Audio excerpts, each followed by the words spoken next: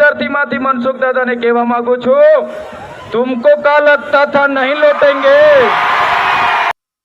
नमस्कार मित्रों, अपना ધારાસભ્ય શ્રી ચૈત્રભાઈ વસાવા આવતીકાલે એટલે કે 8 તારીખના દિવસે જેલની બહાર આવવાના છે અને એ કેટલા દિવસ માટે જેલની બહાર રહેશે? તો મિત્રો એ 3 દિવસ માટે જેલની બહાર રહેશે.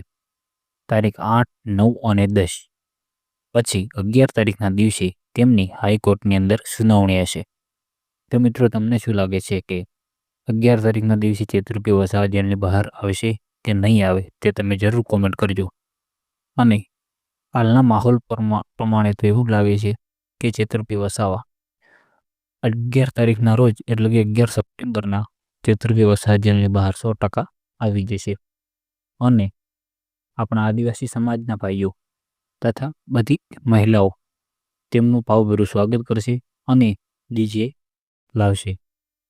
મિત્રો એવું અમુક લોકોનું કહેવું છે. તો મિત્રો તમને શું લાગે છે કે ચૈત્રભાઈ વસાવા 100% જેલની બહાર આવશે?